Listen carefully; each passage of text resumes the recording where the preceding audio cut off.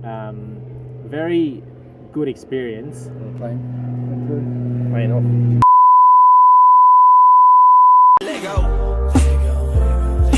Loyalty of old friend. Loyalty of old friend. Loyalty of old friend. Alright, let's do this. Hubert, tell us about these beers, Hubert, that you brought. So these beers, Hubert, you've been talking about this for the last 6 weeks. You really wanted to introduce us to Moondog Craft Brewery Old Mate Pale Ale. yeah.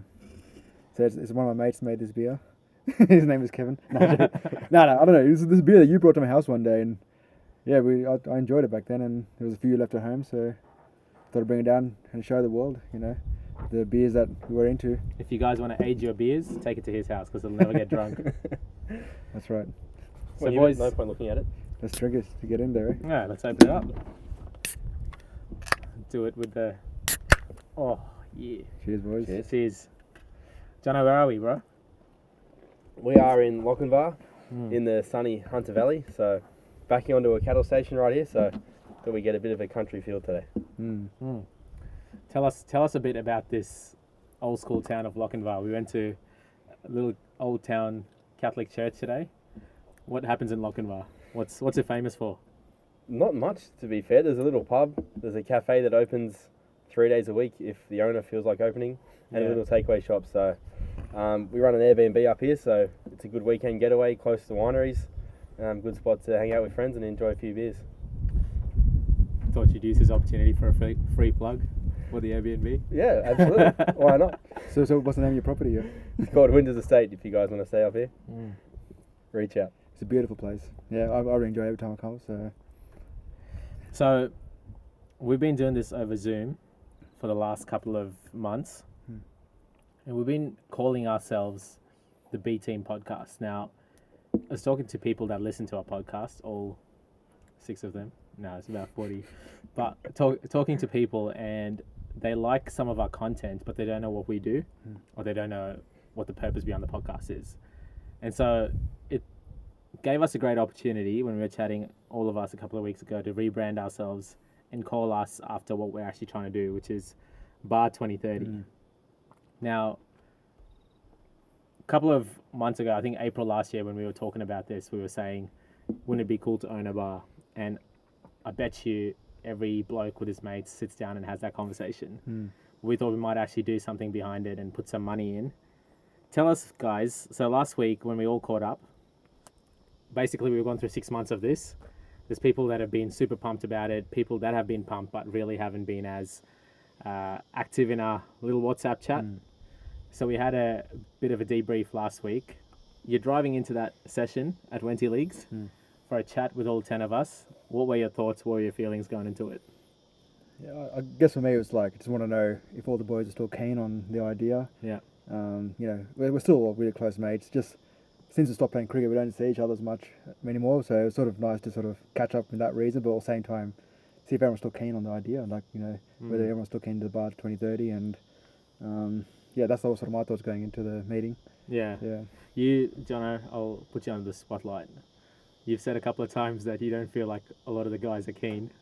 Is that what you felt like going into Wenty Leagues? Yeah, definitely. I mean, we're a bunch of guys in our 30s with wives and kids and careers, so I did feel like the initial wave of excitement kind of wore off a bit, and it's hard to get interaction online. Yeah. But to get everyone face to face and throw out some ideas, and I thought that kind of everyone committed and solidified that everyone's still excited for the cause. Yeah. I did feel there was a bit of a waver in interest. Yeah. We had a chat which had no action for like 2 months. Yeah. So that's kind of an indication of where the interest was at for a little bit. So yeah. That's fair enough. How did you feel like during the session? So one of the advantages was there was a lot of anonymous votes and anonymous opportunities to provide input on what's gone well, what's not gone well, what we can do to improve. What did you feel on all of that? And did you feel like it was a good enough setting where we felt like we understood each other pretty well and we could be transparent with each other, or do you think people were still holding back a bit? I'm sure people still held back a little bit. No one wanted to be the downer in the group and say I'm not keen. Yeah. But I still think everyone was honest with their answers. Yeah. I think everyone gave honest feedback and we spoke openly, and it's a lot easier to do that in person than Yeah. online through WhatsApp or through Zoom. So I Yeah. agree, yeah. And we have a couple of streams, Hubert, which you'll touch into from a finance update later. Mm-hmm. When we caught up, we started giving people ownership to run that by themselves. Yep. Do you feel like that's what's been missing over the last 8 months? There's too many kind of chefs in the kitchen kind of thing. You mean to get the ideas running? Yeah, or even to like execute stuff. Yeah, I guess it wasn't clear sort of who was running what. So I guess now we've sort of got people defined into certain roles, and hopefully by doing that, and I think the group sort of said, they trust each other. So whoever's assigned to that role, let's see if they stick to achieving what they want to push forward, and then as a group we should be moving forward. So yeah. What did you get out of that driving back? Like obviously it was good to see everyone. Yeah, that But was good. if you could say there was one win from that day, what would you put that down to? I mean, for me, everyone was still keen. Like I said, I think there was a feeling that maybe some people weren't keen, but it's sort of feeling like everyone they still want to achieve this together as a group. Yeah.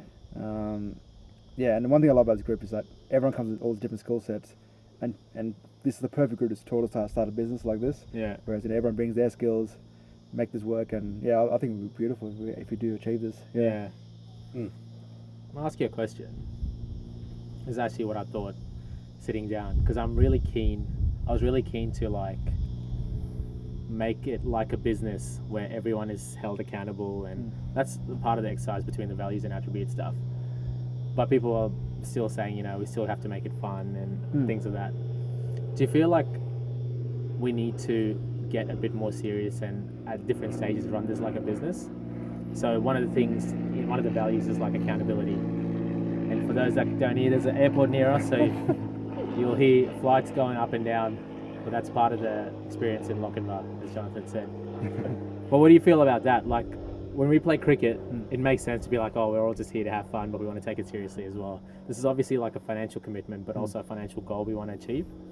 What do you guys reckon? Is making it like a business too serious, or do you feel like some people? Because for me, it's like some people don't have this experience sitting at work, and so they're just like, oh, I can, just go with it, go with the flow, because I'm not held accountable really seriously at work as well. So they don't know about accountability and things like that. I think for me, like if you've got a really close group of mates, achieving something together is worth so much more. Yeah. And I think you've seen that when we won our premiership. Getting that premiership made us a whole lot closer. Imagine that in the business world. Yeah. If we can get a business running really well, that's going to keep us very close again. So it's one of those things where that same sporting element bringing to the business world. Yeah. I think by achieving something together, it's going to make it so much more fun and keep us a whole lot closer as well. Yeah. So that's what I sort of see it as. Yeah. Yeah, I saw it, the same kind of thing, but I think if we're running it like a business, I think we spoke about it, there still has to be friendship and mateship first. Yeah. Sometimes to run a business, you have to be ruthless. So Yeah. I think we said if our friendships are starting to fail as a result of this, that's Yeah. the day that we cut it off. Yeah. So I think that's important to maintain, that we are a group of mates running a business, not, yeah. a business trying to succeed and cutting off the friendship that's true. perspective of it. Yeah. And if you guys missed that little plug, Hubert put his hand up to say he was a premiership winning Well, captain. Yeah. And he's showing his beers out as well. All right, so that was good for all of us to catch up, and obviously the goal is, if we weren't clear, we're putting in money, we're making plans to buy a bar by 2030. So it's 10 of us. Hubert is our CFO, which is actually great because it's the one active thing we've done is collect money from everyone for the last 6 months. We're hoping to continue doing that till 2030 and grow that to the point where we can buy a bar, which is also metaphorical. We could buy something else, but a bar just seems like a cool thing to talk about. So Hubert, as our CFO, you've got a 99-page deck to now talk through our audience. Tell us about our finances. How are they going? And we'll do this every podcast.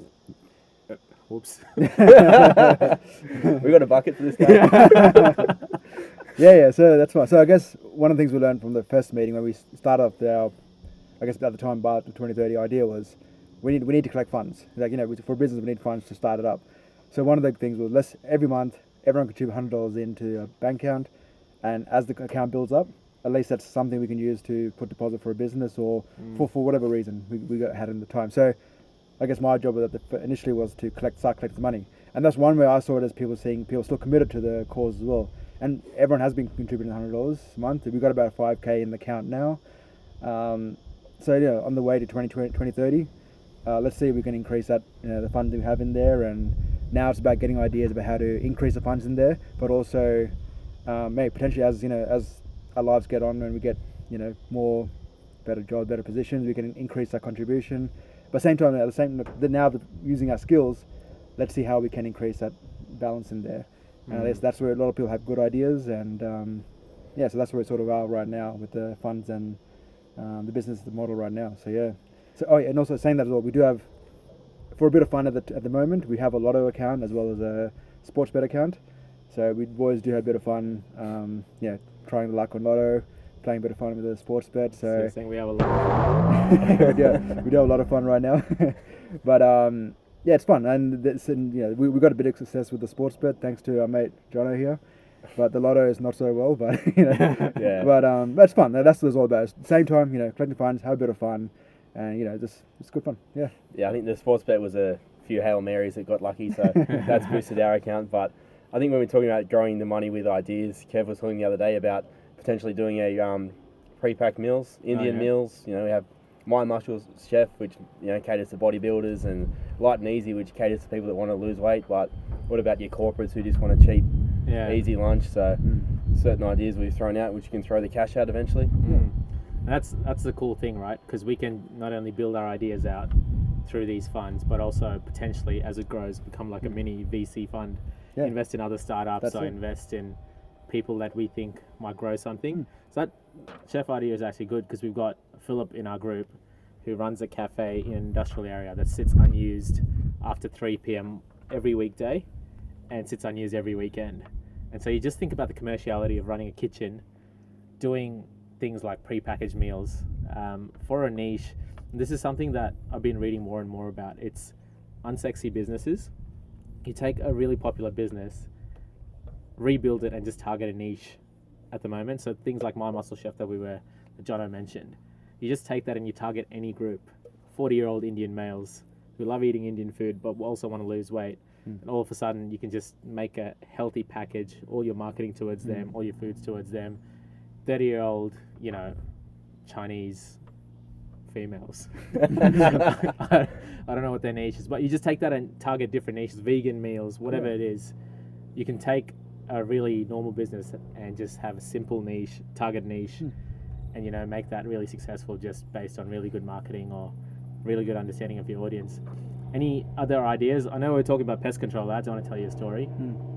So I got my pest control work done at our house a couple of days ago. Very good experience.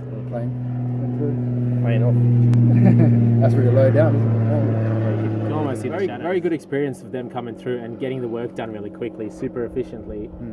I was talking to them, and my neighbour came down, my nosy neighbour actually. Hopefully he doesn't listen to this podcast, but he was like, hey, you've got pest control going. How much are you guys paying? I'd love to get mine done too. So I took him to the guy that runs the place, and he was like, oh, we'll just come now and do it. And he was like, oh, I didn't need you now, but that's fine. But he's like, mate, if I don't do it now, I'm coming back in 3 weeks, because I'm going to Adelaide next week. I'm going to Melbourne the week after. And just digging into his story, I realised that this small business in Western Sydney, they've got the contract for a national storage, the national storage business across Australia. And basically a lot of businesses, and I know federal government's doing this at the moment as well, they prioritise small businesses for large contracts because they want to keep their money going into locally owned businesses. There's a lot of large corporations that come in, they can do stuff like this and take the money back. So they want to prioritise giving it to small business. So this guy in Western Sydney has worked out a business model. He's taking about 20 to 30% earnings, profit on his earnings at the end of the year. And all he's doing is doing local businesses, local residential houses, but he's got all the contracts across the eastern coastline, gets the produce and the chemicals and stuff sent to the storage units and saved there. And then he just flies with his team up and down instead of hiring people there as well. And he just manages contracts through that. So it's really smart. He's obviously grown that over the last 5 to 10 years. But again, that's another idea of, when you think of growing this to something big by 2030, everyone thinks of, sexy startup, the new Facebook, I want to create the new TikTok. it's something as unsexy as this could just, make something bigger than what we think it Yeah. will. Like 20 to 30%, we'll be laughing if we had that That's back it, of course. on top of what we put in. Mm. But yeah, we'll use this, I think, segment, talk about business ideas every podcast, and hopefully we'll execute on one or two as well. I guess we can ask the audience if they got any comment, if they got any ideas, they can put in the comments below as well. Yeah, right? help us, guys. Don't you? Like, look at us, 10 blokes helpless. Yeah. We've got money to spend, but we need to spend it somewhere. So if you got any ideas, let us know. All right, lads. It's something that we've been talking about. The news is always so negative, and we've been sick of turning on the news. There's always a bad story. We go on Facebook. There's always a really sad story. You talk to people, and they always just bring up the negative side of life. We want to talk about the good things that are happening in the world right now. And we're going to call this segment the good news story of the week. And Jono is going to share our good news story of the week. Jono, what is it, bro? Yeah, guys. So for good news this week, we're going to dabble into a bit of sport. So we've got every year we have the World Club Challenge, Yeah. which is rugby league, the winner of the NRL versus the winner of the Super League. It's kind of like who's the best rugby league team in the world. Yeah. Last night, St. Helens beat the Penrith Panthers. So St. Helens are 1/3 of the salary cap of the Panthers. Oh. They're a bunch of has-been NRL players or haven't quite made it NRL players.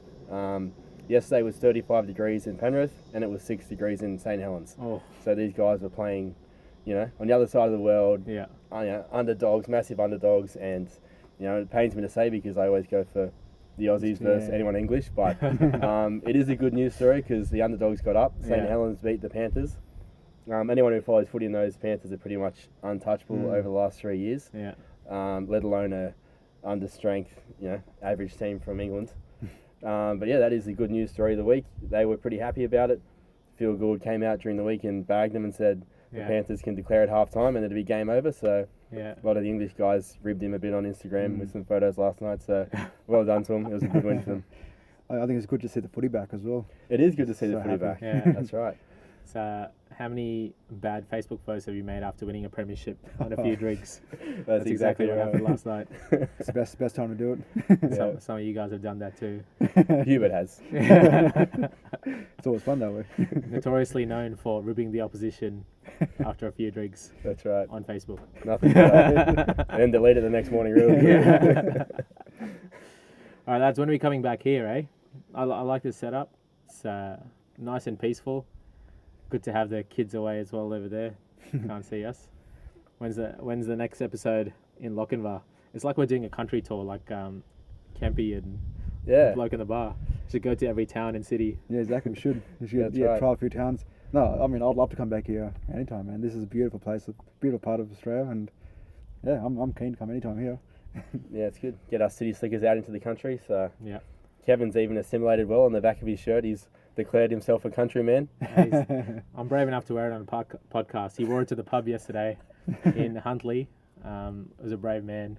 That's right. Lucky they didn't see his polished toenails. That's why I wore shoes last night. All right, cheers, lads. Let's get a beer check. Yep. Still a full warm beer here for you. The deuce don't